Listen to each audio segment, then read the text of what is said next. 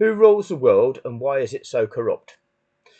Hopefully by the end of this video you'll have a greater idea. As most of you know, I actually set this channel up to expose a global crime, a global fraud, and seek justice for that.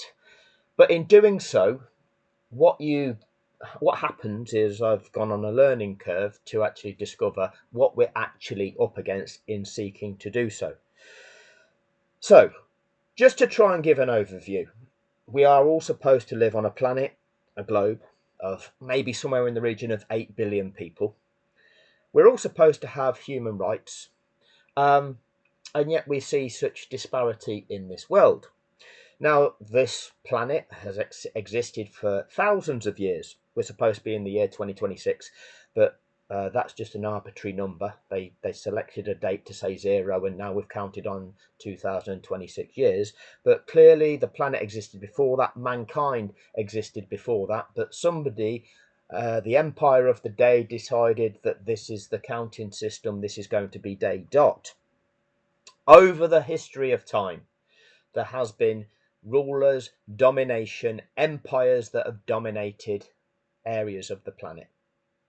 They have done so through tried and tested techniques to control people.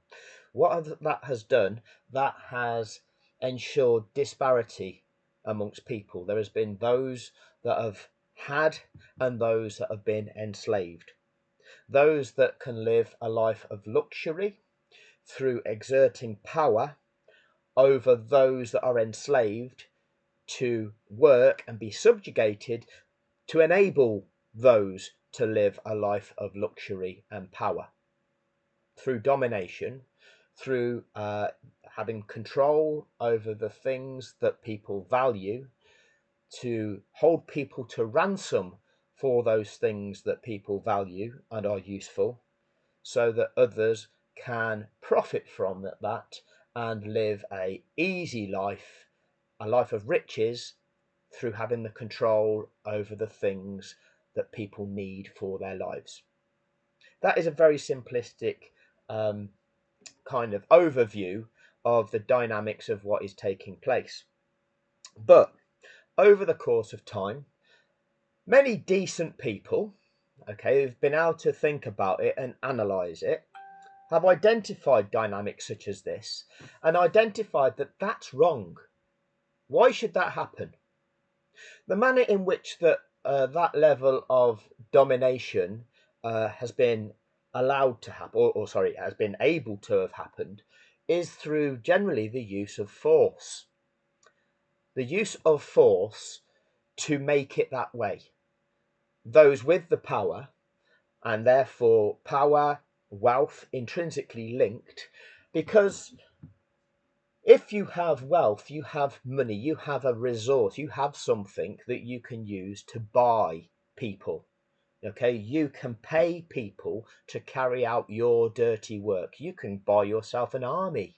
All right, you can then task your army with killing people to impose your will. Okay, and therefore make things happen the way you want them to happen. That's again another simplistic way of putting it. So you can influence. If you have money, you can use your money to influence other people, to get things to happen the way you want them to happen. So it can be through the use of force, the use of influence. That influence can be bribery. That influence could be subjecting others to hardship, to make them collapse to your will. There's many ways of doing it, and this has been techniques used over the course of time where people have sought to dominate through the employment of um, subjecting others to their will. Okay, but like I say, over the course of time, people have identified that, decided that that's not acceptable. That's tyranny. Effectively, those who are willing to behave in that manner, those who are willing to perpetrate like that, achieve a level of domination. They are the ones that will rise to the top. Reasonable people, which we are all expected to be. We're all expected to be reasonable and treat other people how we ourselves would like to be treated, which should be the golden rule for life. I'm no better than you, but you're no better than me. I won't fuck with you, but in return, don't fuck with me. Okay? That should be the way that life should work. The trouble is that these people don't subscribe to that notion. These people will happily shit over each and every one of us to achieve their position of domination. They don't care about other people. They are narcissistic psychopaths. They only care about themselves, their status, their position, their wealth, and they do not care how much detrimental impact they have on anybody else as long as they are fulfilling their own desires. Now, if we just accept that, then what happens? Well, those people will do that unchecked. Those people do not have a conscience. Those people do not feel a social conscience where they're like, no, I can't do that because that's not acceptable. That's not okay. Why should the impact I have on those around me be to their detriment just so that I profit against it? Decent people would be able to assess situations with that underlying principle and realise any negative impact they had, and then make sure that they behave accordingly. Decent people are more willing to work as a team for the collective benefit of all.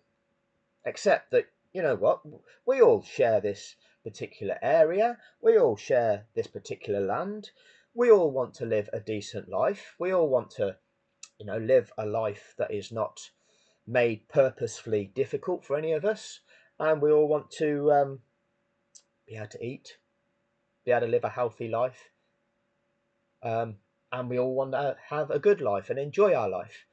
We realise that coming hand in hand with that is a responsibility, because that doesn't happen by itself. There has to be things that need to be worked together to enable that to happen. So there is a responsibility to contribute to the functioning of that for the benefit of everybody. But what that then does is achieve something for the benefit of everybody. But rather than actually get overall mutual global acceptance of that, we are divided. We are told we're in a rat race. We are competing with each other to have a decent life. We have to fight each other to get something that's better than those around us, because that makes you having your best life. Who tells you that that's the way you have to do it? Who tells you that that's the way to do it? Well, the ones that tell you that's the key to success, that's the way to the best life, it's the ones that are controlling the narrative of that.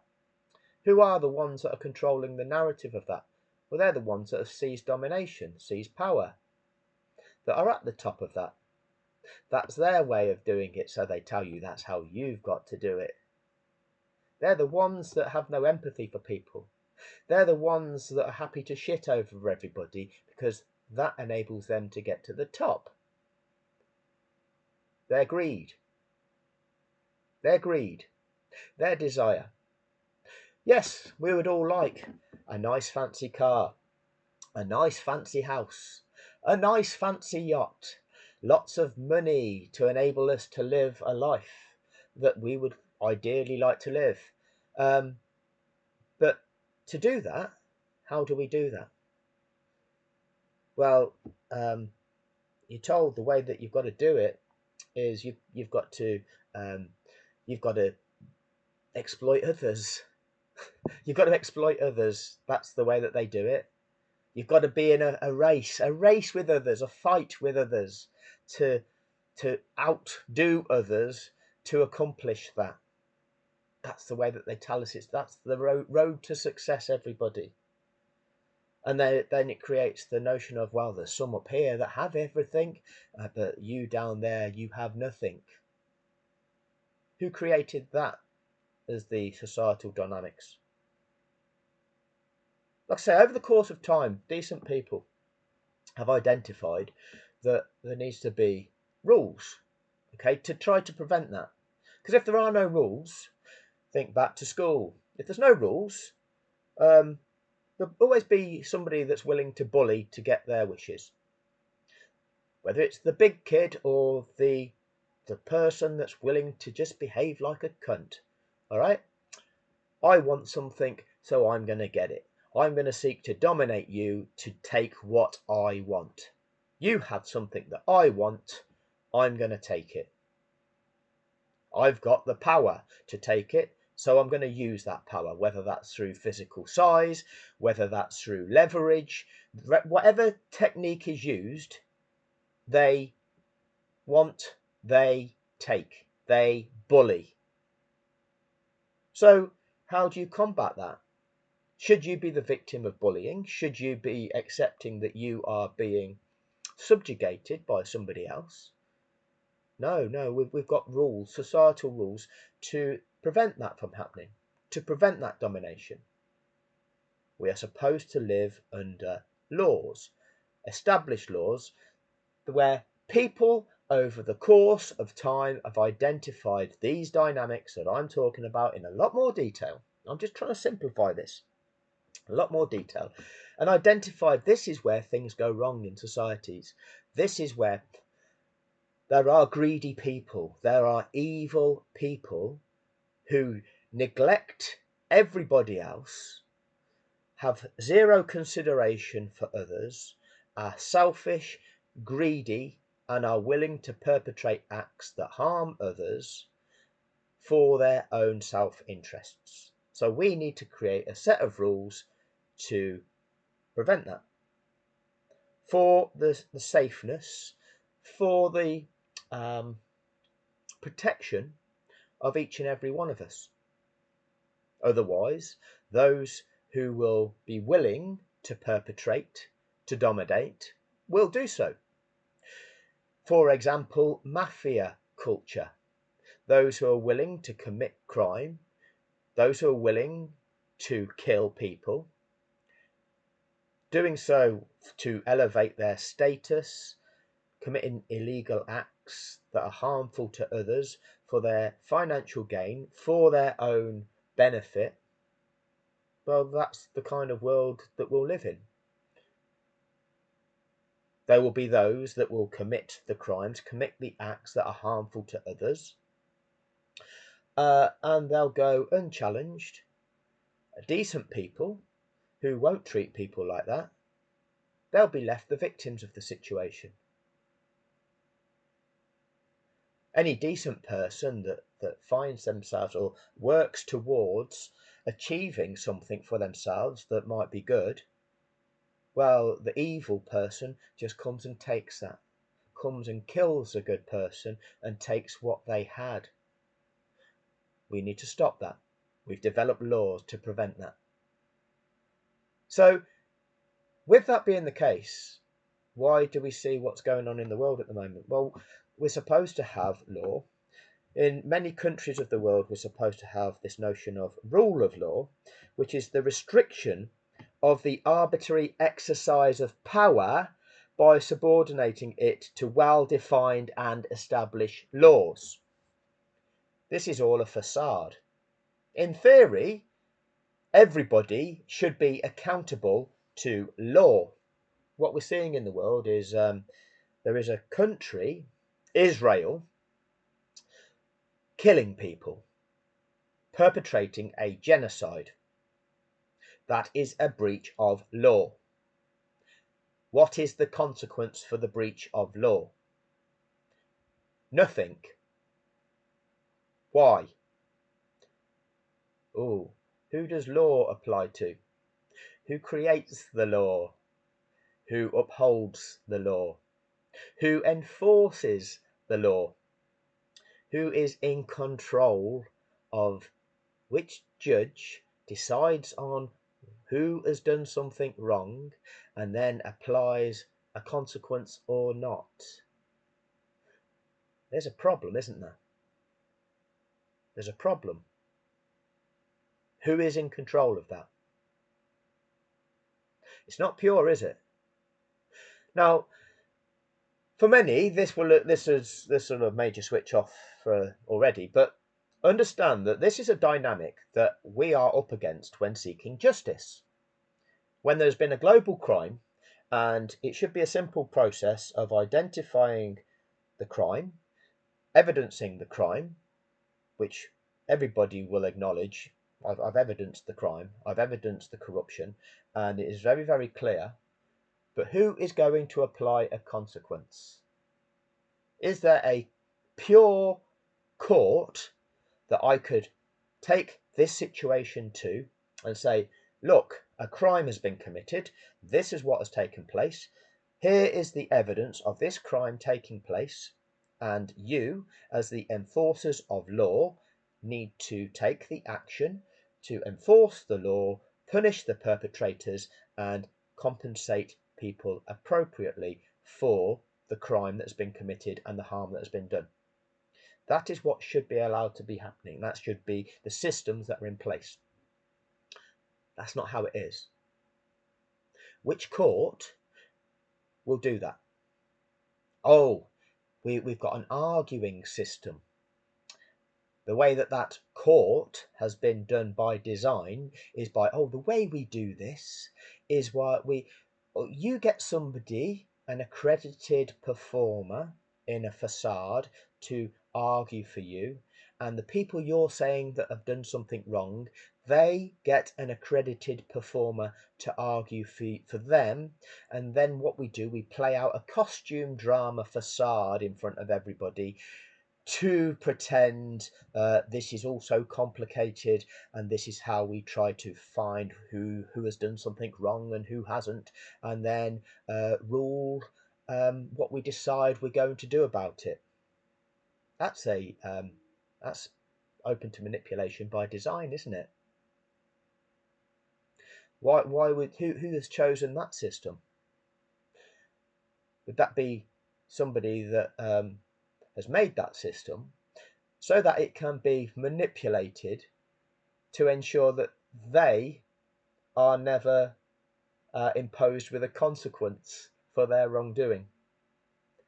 Do they then select who gets to judge? Who's in power? Who holds the power? We're told it's the rule of law. Who is imposing? Who's applying the law? Are they pure? Or are they corrupted? And I'll tell you, many are corrupted. They are serving an agenda. Whose agenda? Now, ultimately, I'm gonna just play you this video now at this stage. Trump reads out note on live TV. Now, you're told that the most powerful person in the world is the President of the United States of America, the head of the empire. Okay. Oh, so he's the most powerful person in the world, is he? Who is he serving? Who is he serving? So let's just play this one. Hi guys, I want to show you this clip which is absolutely mind-blowing, involving Donald Trump and Marco Rubio. So the president was sitting down with representatives of the oil industry in regards to Venezuela, which I'll get to in just a moment. But have a look at what happened when the Secretary of State passed the president a note.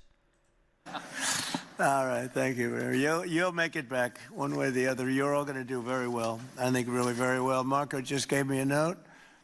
Go back to Chevron. They want to discuss something. Go ahead. I'm going back to Chevron, Marco.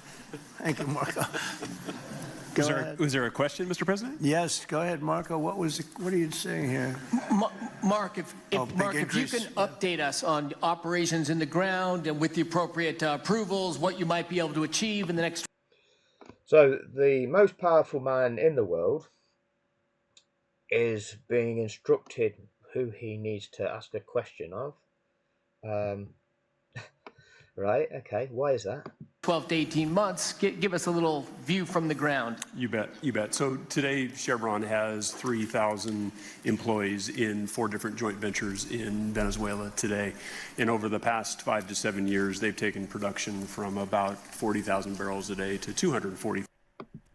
Now, before this chap does his analysis, remember everybody, the reason that the United States, the empire, has sent all its armed forces to surround Venezuela, to kill people in Venezuela, to abduct their president, their leader, and seize control.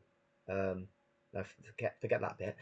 Is because Venezuela is a threat to America. Okay, remember that. Venezuela are the ones that are threatening America, a big threat to America, because they are forcing all of their drugs into America.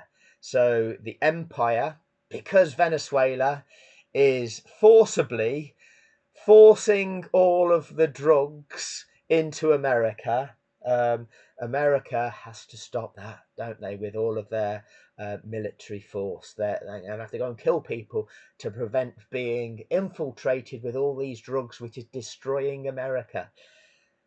They are a threat to American democracy, aren't they? Yeah. So, but don't worry about that bit. We're now talking about oil that America has now taken hold of. You know, like the bully in the playground that wants something, so is willing to just smash the fuck out of somebody to get it. My goodness. Look at Marco Rubio's face when Trump starts reading out the message. You know, when politicians are handed a note, they're supposed to understand, you know, what to do with the note. Trump obviously doesn't know what to do with the note. He read it out. He's supposed to go back to Chevron, but not say he's going back to Chevron. This is... Can you imagine giving this guy the nuclear codes? He'd probably read them out on live TV. And I wish somebody would actually pass him a note saying, don't talk about the Epstein files, Donald, because he'd probably read out, Donald, don't talk about the Epstein files. Now, the bigger point, of course, is what's happening here. Trump is sitting down with representatives of the oil industry to deal with Venezuela. But if you remember, the whole motivation for removing Maduro was nothing to do with oil. It was about drugs. Remember? We need to go in there. We need to remove Maduro. We need to arrest him and his wife, take them to the United States to hold them to account over narco-terrorist charges. Now we're talking about oil. Like the cynics, the critics, were saying Donald Trump wants to go into Venezuela to get the oil. And the response from the Republicans and MAGA was, no, it's nothing to do with oil. It's about removing this dictator, this guy who is threatening Americans with his drugs. He needs to be removed. That's what it's about. It's about protecting the American people, protecting American sovereignty. And what are we talking about? Are we talking about drugs? We'll come back to that in a second. It's about protecting American people. Now, when you have these presidential elections, they cost billions of dollars. So what you get people that donate. You get some people that give Donald Trump $200 million so that he can run a campaign to publicize himself, to travel around his country, to publicize himself, to seek for people to vote for him. Now, if you had $200 million, why would you give that to somebody so that they could run a campaign to be the leader of a country? Would you do that out of the goodness of your heart? Or would you do that because them becoming the leader of your country would return a benefit to you? That's the way it works. These people, they fund the selected candidate because that selected candidate is going to represent their interests. It is put to us, the normal people, living in this world, trying to live a decent existence, one where we acknowledge that we share the planet with everybody else and we all want to live a decent life, we are told that it's democratic what we do in order to manage the affairs of the country that we live in, so that things can be organised as such that the infrastructure works properly and all of the things that are required for a functioning society are managed appropriately, because that should be the role of government. Okay, in order to manage that, then you get to vote for those people who are going to manage the affairs of the country. That's what we're told. That's what we're presented with. Those people who you are voting for are being handed money by people. Whose interests are they then serving? They've been bought. They've been bought by those with extortionate levels of wealth, so that the power that they then hold, Donald Trump, the powerful man, makes decisions and policies which then benefit those who funded him. The oil companies. Donald, you, the most powerful man in the world, you turn your army on them over there because we want that. A democratically elected president, so-called, is that helping the people? Is that helping the average American? No, it's not, is it? Who is benefiting? Tyrants. Those CEOs of those multi-billion-dollar companies that get multi-million-pound a year salaries, handing money to this man, so this man turns his empire on those that are weaker to forcibly extract something for these people. Is this the world that we're living in? Now, clearly, that is wrong. It's not up for argument. It is wrong. Those people living in Venezuela have a right to life. They should elect their president. They should elect their system of governance for, again, the way that their country is run, and ideally for the benefit of those citizens, and they need to deal with that.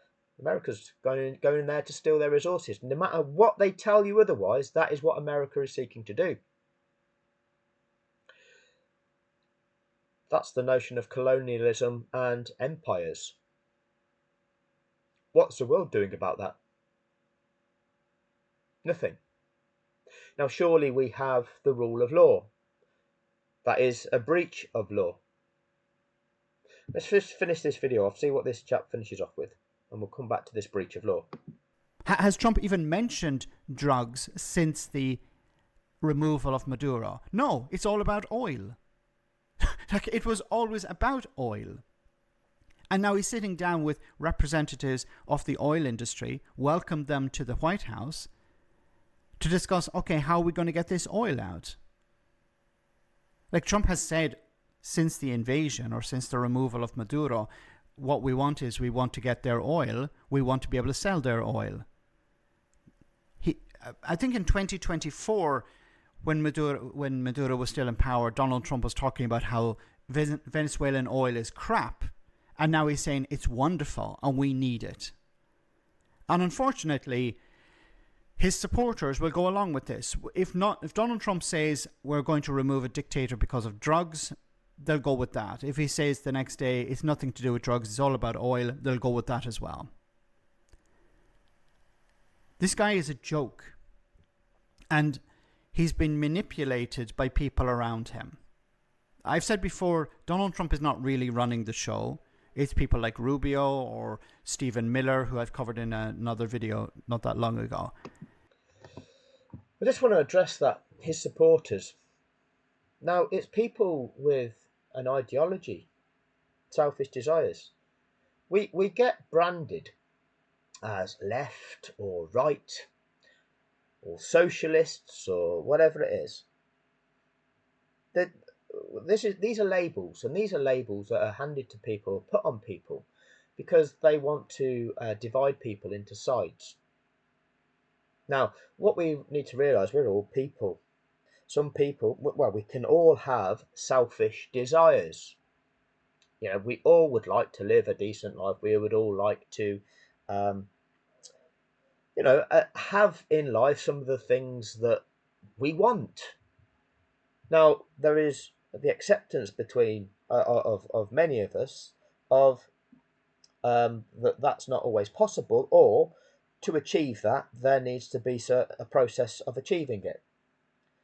Others just see something, they want it, they don't care the impact on others in trying to grab that, because they don't care about others. Now, clearly, that creates a problem. So, again, these are things that they're known dynamics. But who appeals to them? Who appeals to that division? Who is saying, yeah, for you to live your best life, you want it, you're entitled to it, you have that. Yeah, who's whispering in their ear? And then the other side of things is, who's saying, no, that's not okay. That's theirs. That's not ours. We're not allowed to do that. Who's saying that? Who actually educates the people? Who reinforces societal values into people? Decent things. You know, the fundamentals of pretty much all religions are respect for yourself and respect for your fellow man and woman, obviously. Where do people now get most of their information? Oh, that would be the media. Who owns that media? Oh, that would be the billionaires. Oh, how did they become billionaires?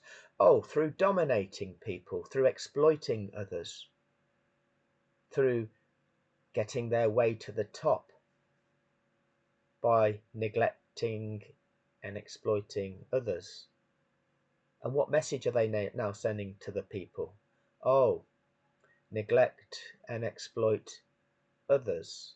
Other people don't matter as long as you're winning. Ha ha for them, you're winning. You're not winning.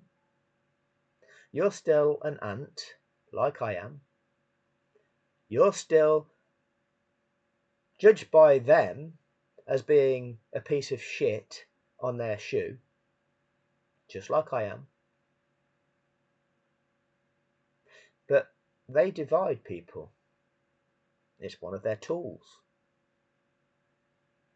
They get you to vote for them, you thinking that they're the person that's going to represent your interests and have your best interests at heart to lead to a better life for all of us in society.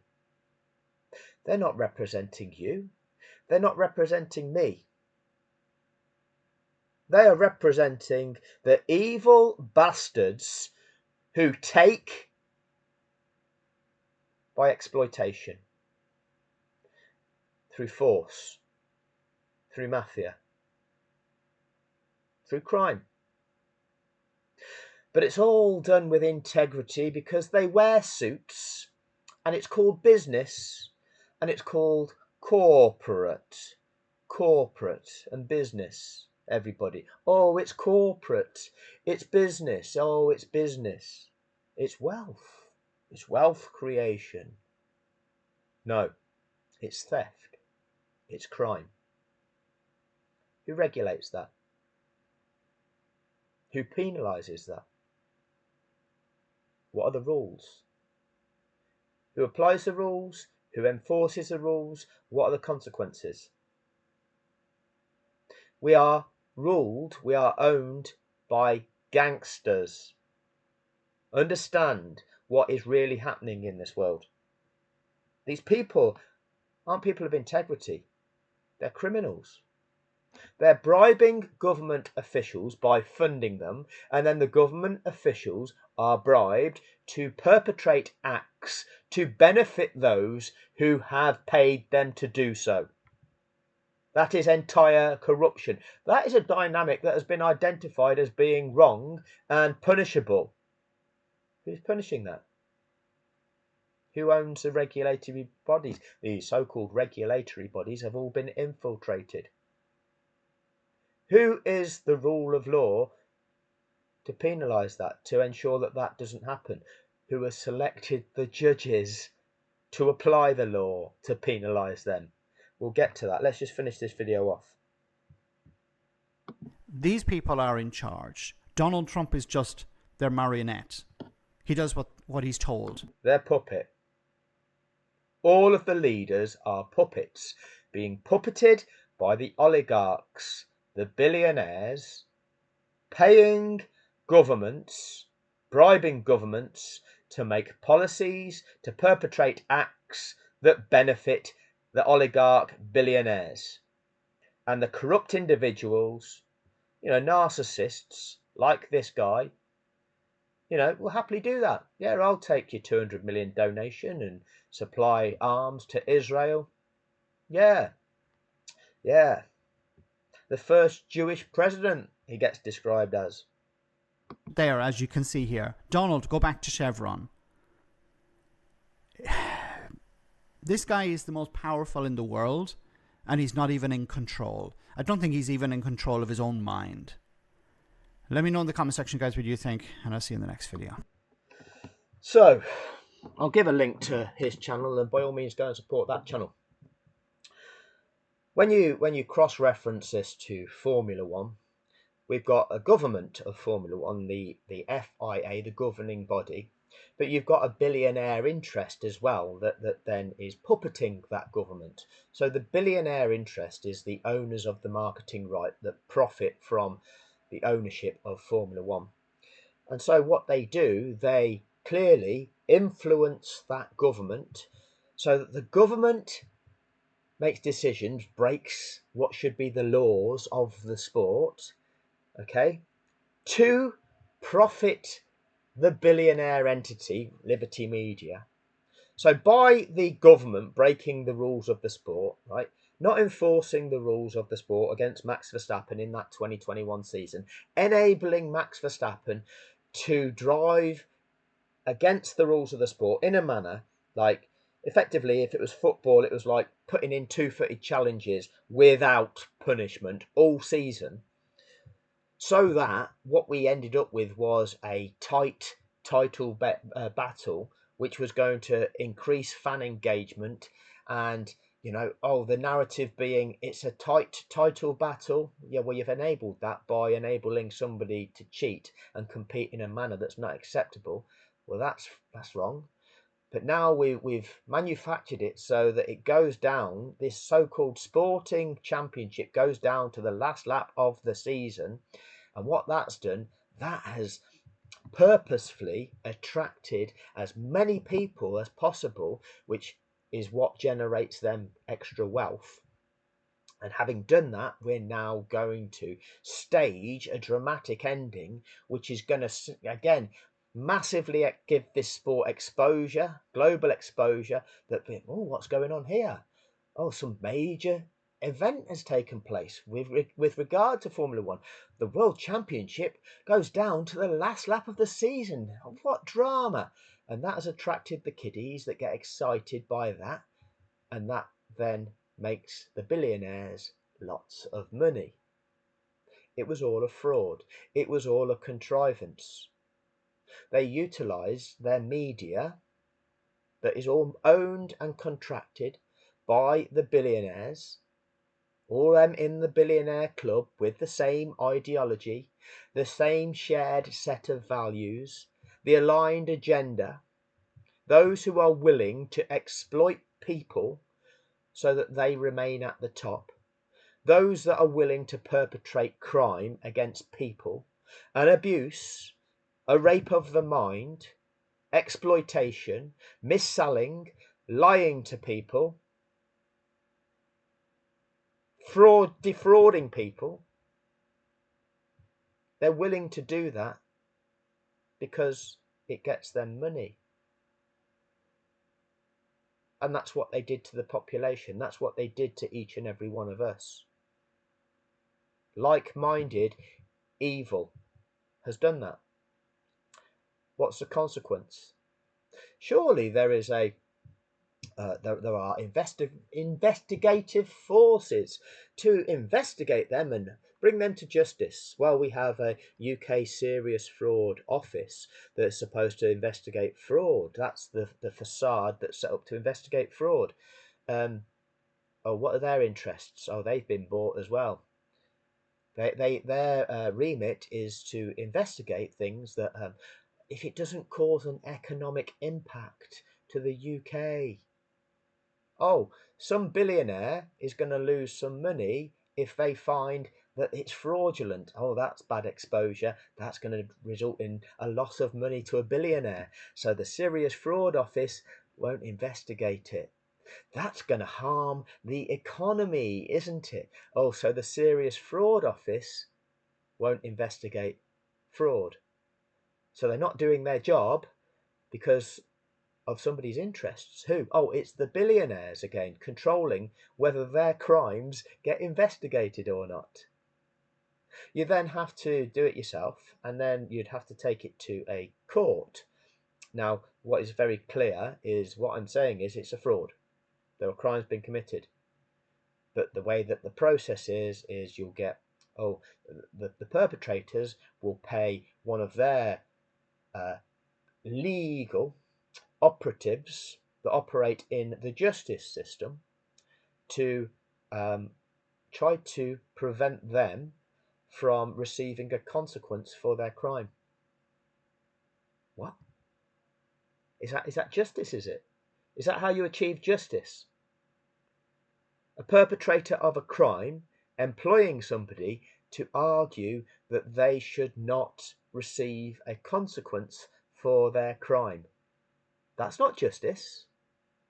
Justice is when you look at a situation, you analyse a situation, and you determine what is the difference between right and wrong in that situation that has unfolded. What has taken place and what law has that breached? Now, what has taken place was something that was sold to the world as a sporting contest. Sport is carried out under a specific set of rules and regulations. This is what we're doing. These are the parameters of what we need to do, and this is a contest. Okay, well, this is one of the things that we do in live sport. It leads to people enjoying it, but this is how it's played out. You broke the rules of that, so therefore you've got it wrong. Oh, before you actually broke that, the people talking to the world about what might happen, they were lying about it. That's rather strange, isn't it? The people in charge of broadcasting it to the minds of everybody, they were contriving a narrative, getting you to think about it a certain way which was not reflected of what was really unfolding. That's rather strange as well, isn't it? That's all fraudulent, isn't it? This is a contrivance, isn't it? This is systematic. Oh, you get somebody to argue for you to try and absolve yourself for a consequence for you defrauding the world, and then we'll get a judge to assess the different arguments and decide whether or not he's going to punish you or not. Oh, who's that judge going to act for? Whose interest is that judge going to act for? These judges, they're not holding the bullies to account, are they? They're not saying, what you're doing, Donald, here, stealing another country's oil, that's not allowed. There's no consequence there, is there? We're supposed to be under the rule of law. Supposed to be under the rule of law. The restriction of the arbitrary exercise of power by subordinating it to well-defined and established law. There's laws on sport fixing, corruption, fraud, mis-selling. The corruption of Formula One falls under all of those and more. Multiple law breaks, coercion, mind conditioning, and abuse of each and every single one of us. Who's doing anything about it? How has the law intervened? It hasn't. You can ask the internet various questions. How does the UK ensure that its judges are not corrupt? It can't answer you that. Well, my search engine can't. When carrying out their judicial function, judges must be free from any improper influence, such as pressure by individual litigants, commercial interests, the media, politicians, and their own self-interests. They must not allow potential public or media responses to skew their decision-making. Well, that's not answered the question. That doesn't ensure that the judges are not corrupt. It just says, oh, they must be free from improper influence. But what if they are being influenced? What if they are serving an agenda? How do we ensure that they're not? What is the consequence for a judge if they are? What is the process of bringing that judge to justice if they're found guilty of corruption? Oh, it's a tool of manipulation. By manipulators immune from consequence. Oh, you're a judge. Who selects you to be a judge? What's your criteria for being a judge? Now, I know for a fact from personal experience that these judges are corrupt as fuck. And I'll come to that in a minute because I'm going to show you some of these other questions. Who selects judges? The Judicial Appointments Commission. Who are they? Judges in England and Wales are selected by the Judicial Appointments Commission, an independent body established on April the 3rd, 2006. Well, considering, we're now in the year 2006, why has it taken that long? What's going on? Has over the course of time there been identified a problem with judges, and now we've set up a body in 2006? Is that working, or is there still a problem with judges? There is still a problem. The Judicial Appointments Commission is responsible for selecting candidates for judicial office through a process that emphasises merit and diversity. Well, how do you display merit to become a judge? Let's have a look at the process. And diversity, right? Surely it should just be merit. We shouldn't need to include the word diversity, because if you're good enough, you're good enough. It's merit. Okay? It doesn't matter whether you're a man or a woman or whatever you want to identify as. It doesn't matter the colour of your skin, where you were born, what religious ideology you have, providing that religious ideology is pure, because those religious ideologies actually to their core are pure, and they are just for the fact of we should all be respectful to one another and treat each other in the manner that we would like to be treated. That is the fundamentals of most religious ideologies. It's only those that get bastardized for somebody else's corrupted ideology and presented a certain way by certain with corrupt motive that bastardize the notion of religions. But in their purest empirical manner, that is the pure teachings of the majority of religions about respect for mankind. Respect for yourself, respect for mankind. So this notion of diversity should not fucking even be in there. Do you have to apply to become a judge? We'll come back to that in a minute. What are the qualifications for being a judge in the UK? To become a judge, to become one of these people that decide something in society, surely you must have to have a qualification that would then demonstrate that you are of the right caliber to be the kind of person that decides the sorts of things that go on in this world that impact people's lives. Surely you must be qualified. Well, to be a judge in the UK, you typically need a legal qualification. Now, what's legal? Now, legal is a construct. It's an argument. Okay. Now, let's be clear here. Justice and law are very simple. Law is the difference between right and wrong within the context of a given situation. You can't write a law for everything in this world because the number of things that can take place in this world are infinite. It'd be a rather large book. So you have a general set of principles, and what you do, you cross-reference a given situation to a general set of principles, and you decide within that situation, did that breach anything that was wrong? Did anything happen that was wrong? And therefore, if it was wrong, it was unlawful. It's not right. It's impacted somebody negative by perpetrating something that is not acceptable. That is a breach of law.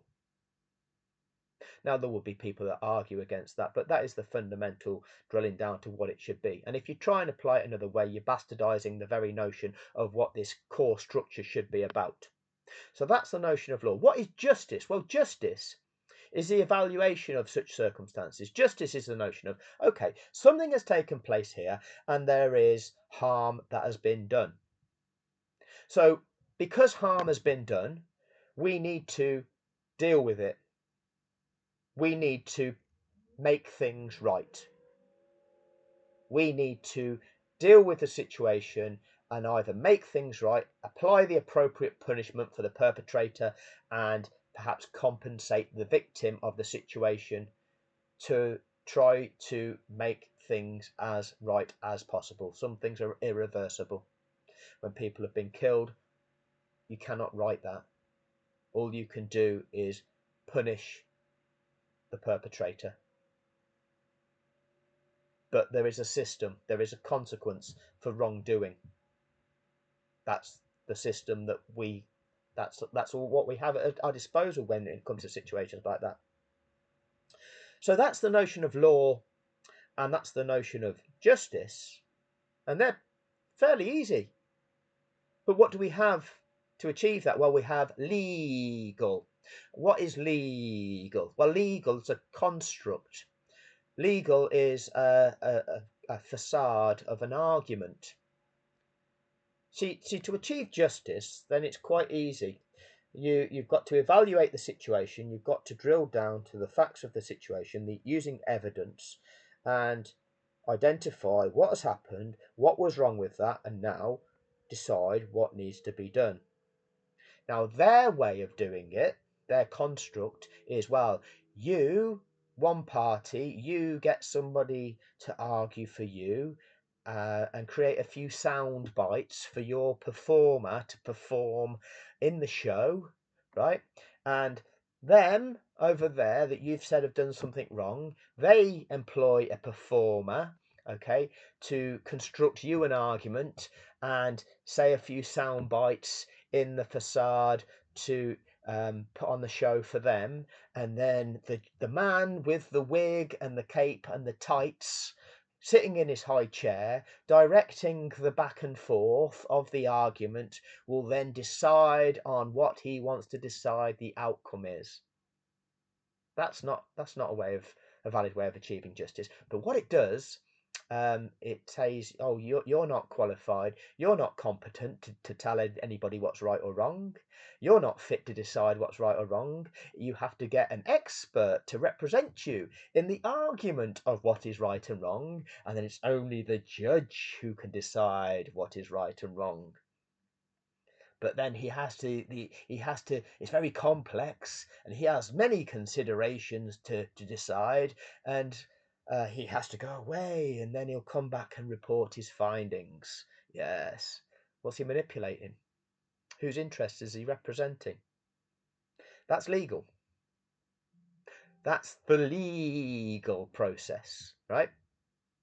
A construct of manipulation. Legal. That's what it is. By so-called experts of the show. An industry where they just rape money out of you. The moment you encounter a problem and you need to use this so-called service to rectify, you find yourself the victim of a situation, you then have to utilize this service to try and resolve it. Failing that, you can choose to resort to brutality to enforce your will and resolve it yourself. But no, then you're the one that's being illegal. All right. So you go and do it by what is supposedly the correct process. This is supposedly the correct process, the legal process. And there's agents within that so-called process, which is administered under the Ministry of Justice. Again, this is all missold. It's a construct that operates under the guise of justice, which is just a construct for extraction of money, which then manipulates outcomes. Right, that's what it actually is. But you've got to get, in order to become a judge, one of the people that oversees the facade and directs the facade and ultimately makes the decisions in this facade, you've got to have engaged in the game. You've got to demonstrate that you can be one of those game players. Okay, so in order to become a judge in the UK, you typically need a legal qualification, significant legal experience. This isn't judging, is it? A legal qualification is not you judging a situation, is it? What's a legal qualification? Oh, you need to take on somebody's case. Somebody comes to you and says, I have a problem. And that can be, look, I've got a problem because this is something that's impacted me and I need to get it right because I'm the harmed party here. So will you take on this case to argue for me to make sure I get it right? Right? That can be somebody comes to you as a legal profession and you then take that on to represent them to make it right for them.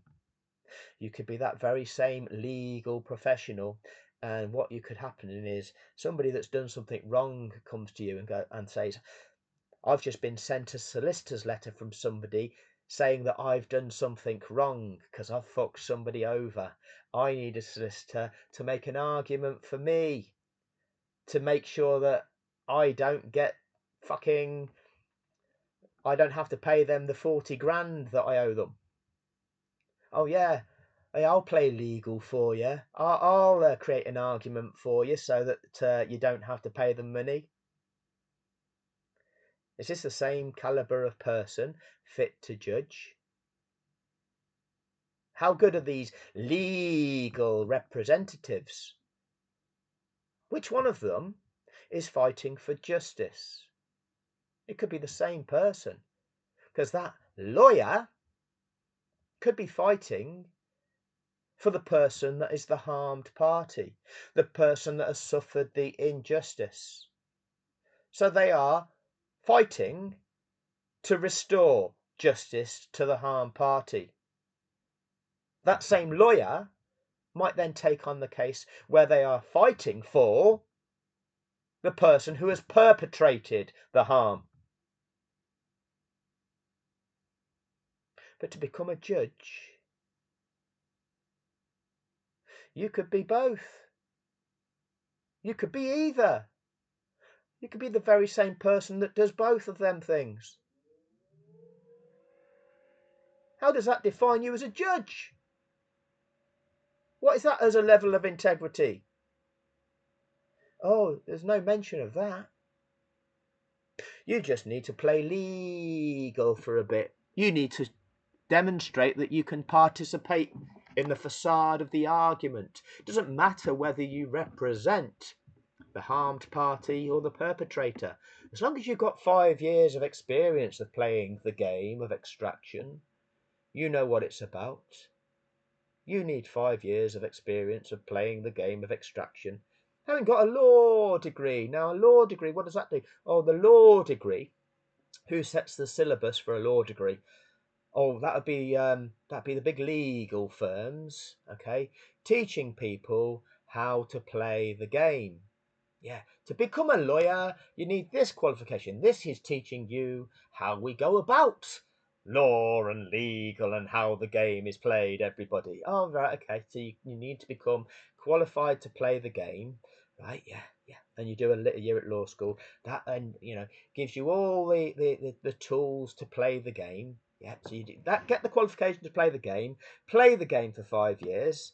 So there you go. Generally, you need at least 5 to 7 years of post-qualification experience in the legal profession.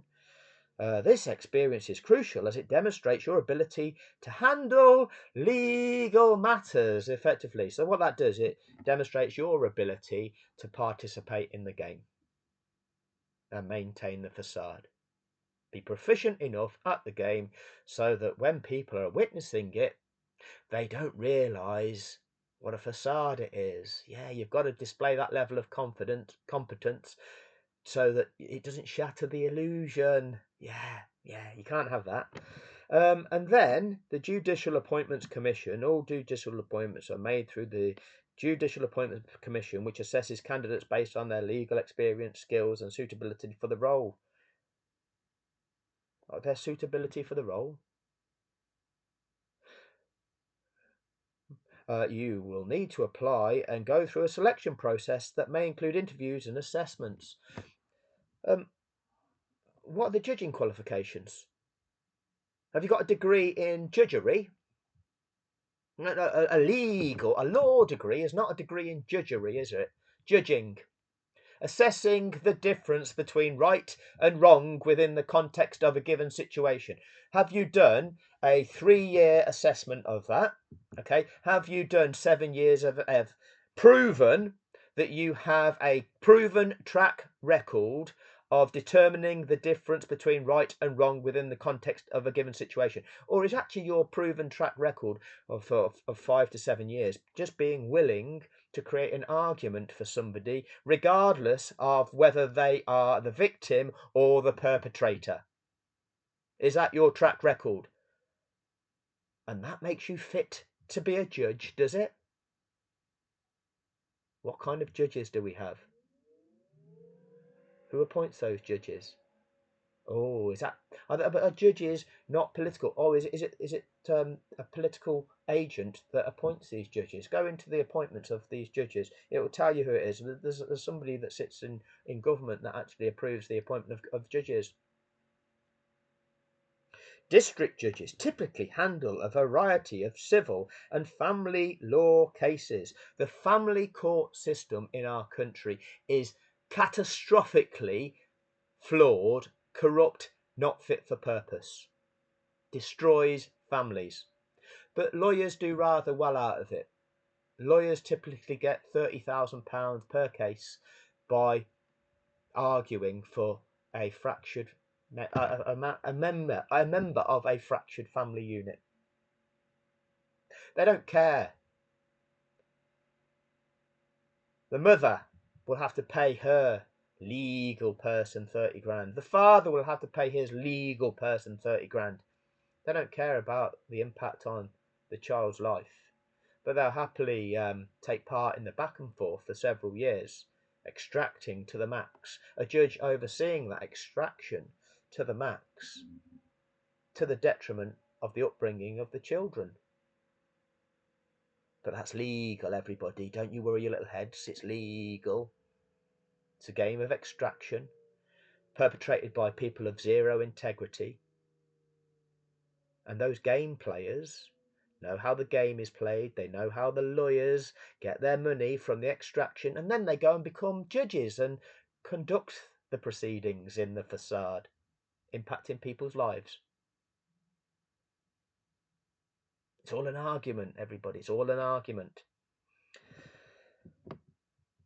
Circuit judges deal with more serious criminal cases and civil matters, often sitting in the Crown or county courts. So let me explain what has happened to me. I'm a victim of a situation where I've been screwed over for a financial amount significant to me. So because I was the victim of that, I ran out. I exhausted all of my options to try and resolve the situation in a civil manner, leaving me with no other option but to have to go to court, to take court action, legal action against the other party, to determine, well, to state that this is the money that is owed to me, this is the harm that you've done to me, and I need the intervention of our justice system to protect me. So you submit the correct documents, you submit your case to the court under the correct process, which I did by myself. The court then issue it, they send it to the other party, who was the perpetrator in the situation.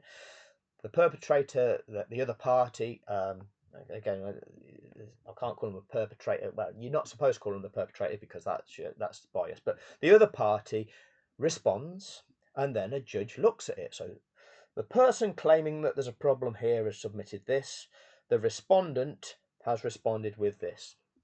So it was first then by His Majesty's Courts and Tribunal Service handed to a judge. The judge was a deputy district judge who is a part-timer getting paid £640 a day. An inexperienced part-timer that does between 15 and 50 days a year of judgery. Okay, that cunt tossed it off. Looked at it and went, oh, I'm not going to deal with this. My directions are, this can be dealt with by the defendant's home court. Okay, so the court where I live, that judge at that court, which was dealing with it, that issued the claim, was supposed to be there to deal with it. That judge went, no, I'm not dealing with it. That can be dealt with by the defendant's home court, the person accused of wrongdoing, their court. So just tossed it off. What I submitted to the court was a 93-page evidenced submission detailing all of the things and evidencing all of the things that were wrong, impacted me, evidencing the strength of my case. The response was a one-page response saying, no, it wasn't like that. And the judge just tossed it off. He tossed it off to a court in Mansfield. It took 3 weeks for His Majesty's Courts and Tribunal Service to even be bothered to send it. Mansfield didn't do anything for 2.5 weeks. The defendant then sabotaged the value of the asset where I could recover the money from. The money that was owed to me. And what I was actually seeking to achieve was an outcome from the court which would enable me to recover the money owed to me, but also ensure that that defendant could be left with as much as possible to still benefit them and the children. The defendant sabotaged the value. I then contacted the court and said, well, this has been several weeks now, 5.5 weeks since the first judge has tossed this off. And I've not heard anything. But now the value of the asset has been sabotaged. There's a problem. The judge, the second judge, gets his finger out of his arse that day then that I've contacted the court and said, oh, okay, I'll set a date for a directions hearing in 16 weeks' time. So he fucks it off for 4 months. I then contact the court and say, well, sabotage to the value of the property has already been perpetrated. There is nothing that is there to protect from them now just disposing of that asset, putting the whole case in a situation where recovery of what is owed to me would then be no longer possible. Can I have at least a court injunction to prevent that from happening. So the judge says, okay, I will set a date for that to happen. And so about the date is set for about a month later for that to then take place. A hearing in Mansfield for this to take place, to hear both sides, to determine whether or not the court was going to issue an injunction to prevent the other party from disposing of the asset. That date arrives, and on the morning of that date, I get a telephone call from the court, and the judge on that day has decided, oh no, actually, this is the wrong court. I'm tossing it off to Derby. So we're now, all this time, we've gone from a judge in Coventry, a part-time deputy district judge, tossing it off, refusing to look at the evidence, refusing to acknowledge who is being harmed, sent the person who is being harmed to have to incur additional expense by then having to go and chase around the country to try and recover what is owed to them. So tosses it off. Between him and His Majesty's Courts and Tribunals Service, they select Mansfield. Mansfield accepts the case. Mansfield neglects to deal with the case appropriately, tosses it off for 4 months. Only when pushed then agrees to decide whether or not it is going to put in place the protections. When that day arrives, they toss it off again, deciding, oh no, it's actually the wrong court. This is the professionalism and competence of our so-called justice system. And it gets tossed off to Derby. And all during this time, the whole dynamics of the situation that I was seeking to protect for myself and to act in the best interests of the other party. And again, I'll come to the reasons for this on a different channel. Goes to Derby, so I contact the Derby court because again, time goes by, I hear nothing, and basically I try to chase it up and say, well, when I submitted this case, this was what I was seeking to achieve. The dynamics have changed, and those dynamics have changed, being caused and enabled by the failures within this process, the failures of judges to actually deal with this situation appropriately, and the failures of your system by fucking this around to the various different courts.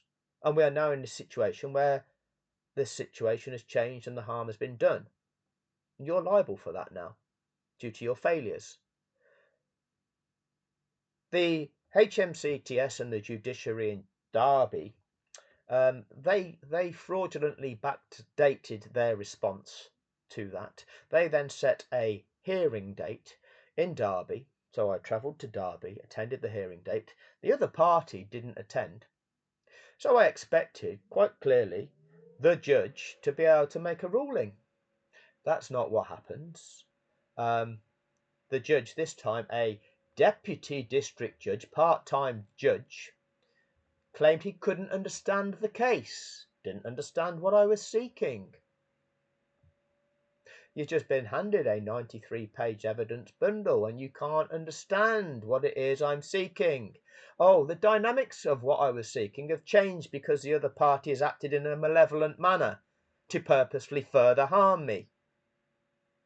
What does a judge do?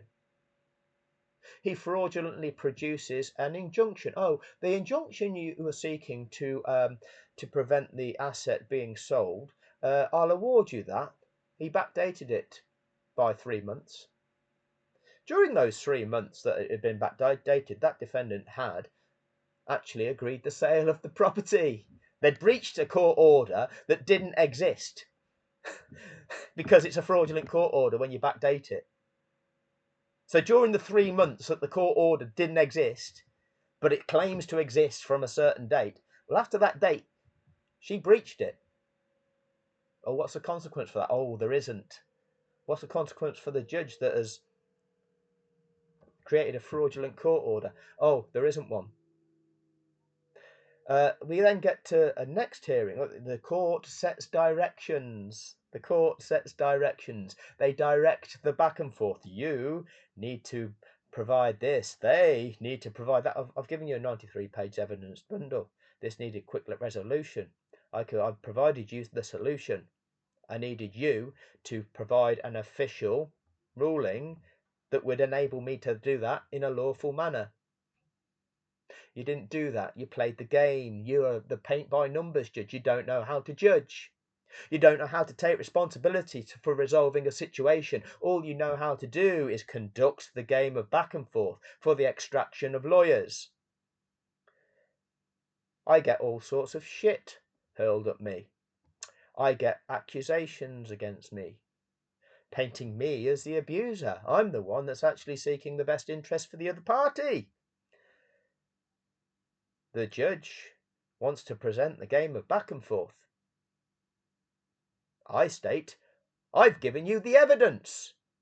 Oh, it doesn't work like that, is what I'm told by the fourth judge. That's not the way it works. It's a game of back and forth. Just look at the clear evidence. I'll show you this on another channel.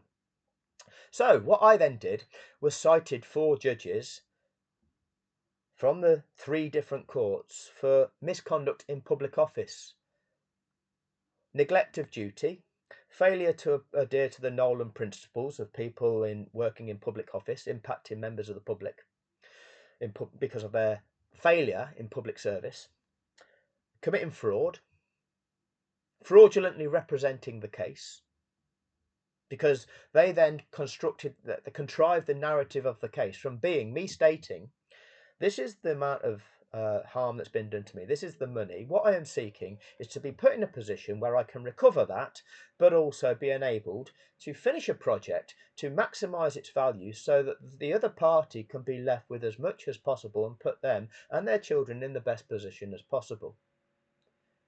They changed that narrative to, you need to argue for a percentage of the equity.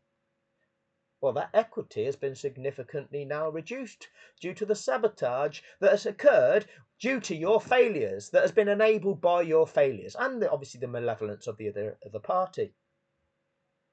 So I cited them for misconduct in public office. What then took place was everything went silent for 6 months. In theory, a final hearing should have taken place. I should have received an invoice to pay for that final hearing, because you've always got to pay for every step. I got that. I got neither. I got no invoice. I got no notification of a final hearing. When I didn't pay an invoice that I never received, I didn't get any notification say, oh, you've not paid it, so therefore it's now cancelled. Your case is cancelled. Nothing like that took place. Nothing. So after 6 months, I contacted them. What's going on here? Oh, sorry, we must have mislaid this case. What, after I've cited 4 of your judges for misconduct in public office? Oh, we're sorry about that. We've mislaid the case. Well, now hand the case to a 5th judge. And I've seen the way that the direction of this is going. And the 5th judge just copies and pastes the orders from before, totally ignoring the citing of 4 of his judicial colleagues for misconduct in public office. I can see that what he's trying to direct in the game of back and forth. He's still trying to direct the notion of seeking for me to amend my claim for a share of equity, which was not what I was seeking to do. If that gets converted to a share of equity, you're ignoring the fact that the equity is now £30,000 less than what it was. If an equitable value was originally £80,000 and you seek 50% of it, well, that's 40 grand. If that has been sabotaged by 30 grand, the equity available is now 50 grand. If you're seeking 50% of that, it's now only 25 grand. See, there's a problem there. But the courts and HMCTS, oh no, they don't want to be cited for having to compensate for the harm that they've caused to that situation. So they direct, using their fraudulent judges who can't make appropriate decisions, how to direct the narrative of the case. So I cite the judge saying, you are not fit to judge this because you have a vested interest in the outcome of the case. You're trying to contrive the case because you're trying to protect yourselves, the judiciary, from consequence for the harm that you've perpetrated due to your failures. He refuses to recuse himself from the case, even though he's got a clear vested interest to protect the judiciary and HMCTS by the manner in which he is directing the case. Refuses to do so. In the end, the case gets handed to rapist judge, Circuit Judge Jonathan Owen, who puts on a facade of a final hearing, uses coercive control to bully me at the beginning of that hearing. It is an absolute facade, and I'll demonstrate all this. He ignores all of the evidence. He ignores all that has taken place over the 20 months. All of them 20 months completely deteriorating the situation, harming me for that length of time, significantly reducing this equity that I'm supposedly having to seek a share of. Ignoring the evidence, ignoring all that has taken place, presenting that work that I had done on a property, which the property that was at the beginning valued by estate agents for divorce purposes at between £90,000 to £100,000, and an auction property due to the condition it was in, that then I carried out work on, and after the defendant had sabotaged it, she'd agreed the sale of it for £130,000. The judge, rapist Circuit Judge Jonathan Owen, determined that, if anything, the work that I'd carried out only served to devalue the property. That was just one of his lies and contrivance. This is a circuit judge, a cunt, a rapist. This is the British judiciary. Now, that's just one of the things. They then refer to the legal book, Snell's Equity, the 34th edition. It's that legal. It's had to be rewritten 34 times. Legal. And all of the criteria which they have to check off, according to the legal book, as to whether you have an equitable interest in or can be determined to have an equitable interest, I met and exceeded every single one. But in the assessment of rapist Circuit Judge Jonathan Owen, no, in his determination I didn't. In his finding of facts, I didn't. And Mr. Atkins, I'm dismissing your case. And therefore, the judiciary, there is no consequence for. HMCTS, there is no consequence for. This is the rule of law, everybody. Who rules the world? Whose interests? This is the world that we live in. I have to set up a different channel to actually go through all that, because I realise that this is a long ass video.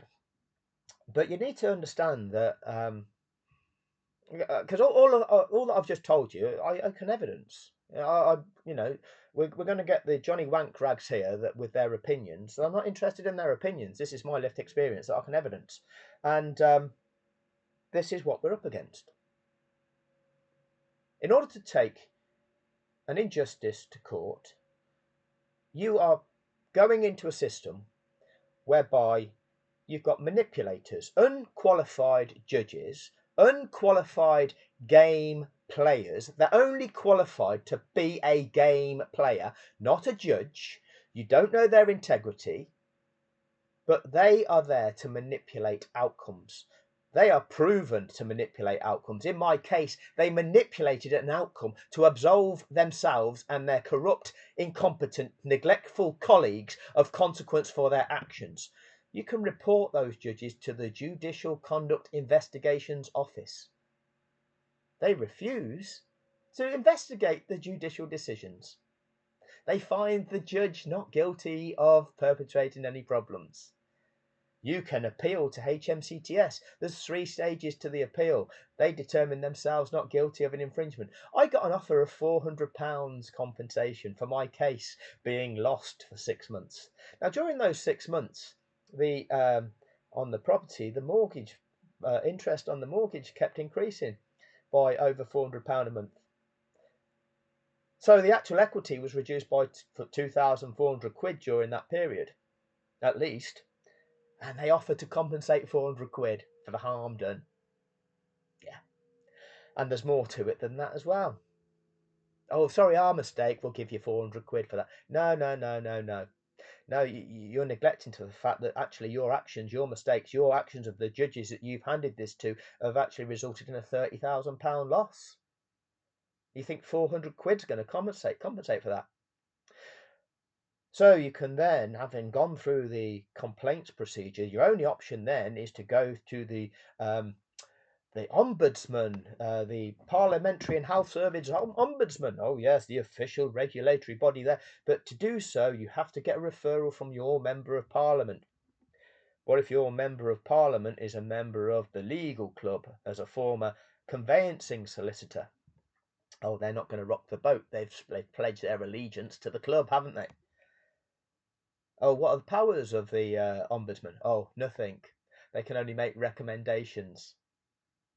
Oh, how do you appeal it? Oh, to appeal a corrupt judge's decision, you've got to appeal to their chums, other judges, to ask them to see if an error in law has been made.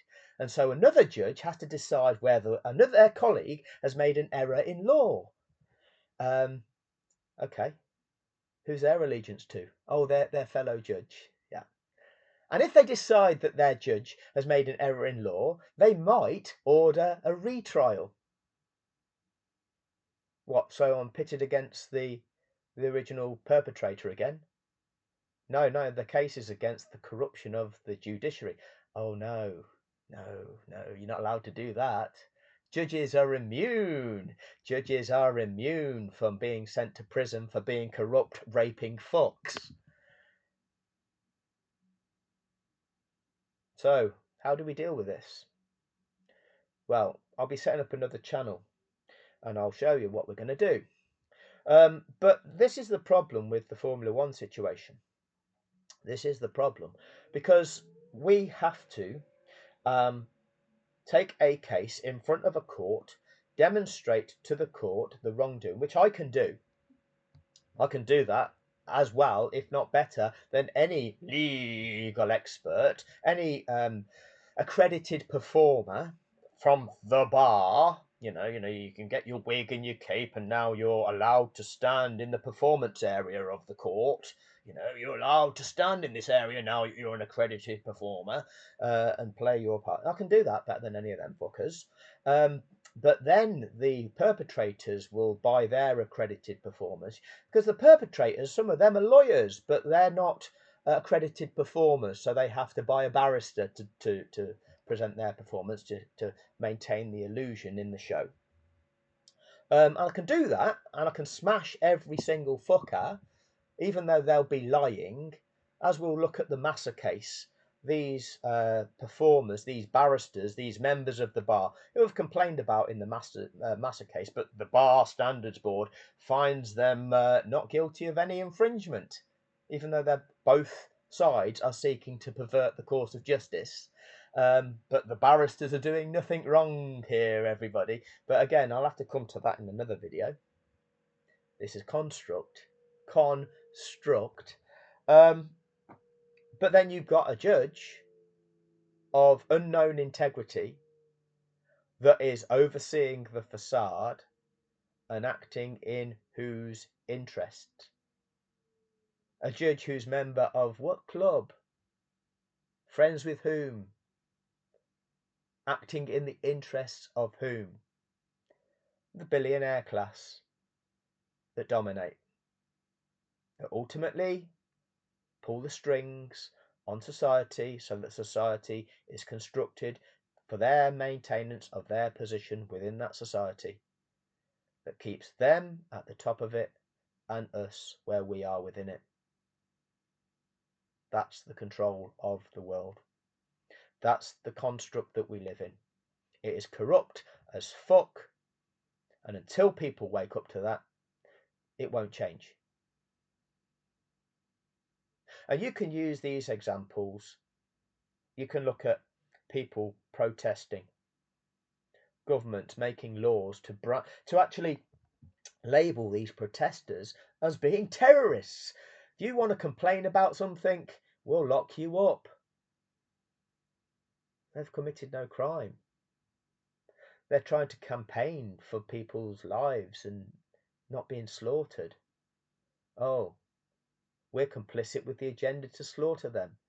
The billionaires want it that way. The billionaires want that land.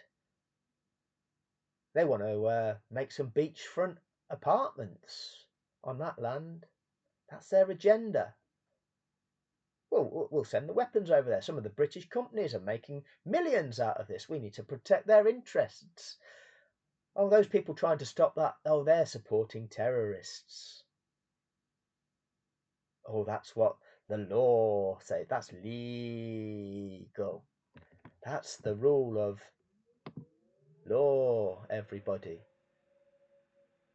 When we live in a bastardized, corrupt world dominated by evil, narcissistic, evil, selfish, greedy cunts of beings, and they dominate. But they tell us we've got to be reasonable. We've got to be reasonable. When you protest about that, the way you're allowed to protest the evil is by doing it peacefully.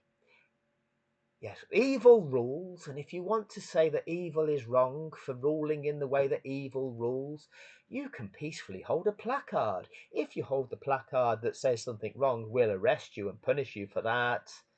But as long as you are peaceful, we'll just continue and ignore you. That's the way the system works, everybody. Injustice? Oh, yeah, don't worry about that. Don't worry about that. Just go living your best life. You keep fighting those around you. If you can fight and shit on everybody around you, you might reach a position in society like us. You might become one of us, the haves. If you can outdo everybody else around you, off you go. Go and fight everybody else in the rat race. Look at them over there, they're your problem. Look at them over there, they're also your problem. Oh, this is a threat, isn't it, everybody? Oh, look at that. That's outrageous. You should be outraged by that, shouldn't you, everybody? Is how they control the narrative. Using their mind conditioning machines, their media, and their courts and justice system for us all. That maintains their position. That maintains our position. Who rules the world? Who rules the world? It's not the figureheads. They're puppets. They're perpetrating agendas of those that are paying them to perpetrate the agendas. So, look, do your research. Those sit at the top. Look at the best people in the world, everybody, the multi-millionaires. Wow, you could be like one of them. You could be Elon. Oh, isn't he a genius? Invented the Tesla system. Oh, no, he didn't. No, he didn't. No, he didn't. Be like one of those. Be a winner, everybody. Why did Elon buy media? Why did Elon buy a mind conditioning machine? Or did Elon buy a mind conditioning machine? Or is it the people that own Elon that have bought a mind conditioning machine? Oh, they've realised that, oh, that's media. That can be used to influence people. Oh, we need that. That's powerful. That's powerful. We need to direct the narrative. We need to direct people's beliefs. We need to use our mystery formula, which feeds people the information which is going to impact their belief systems. Yeah, that's powerful. Anyway, thank you for your time. I know this isn't exciting Formula One content that, it's not your typical Formula One channel. When seeking for justice, like I say, you encounter some shit. You have your eyes opened. But we'll get there.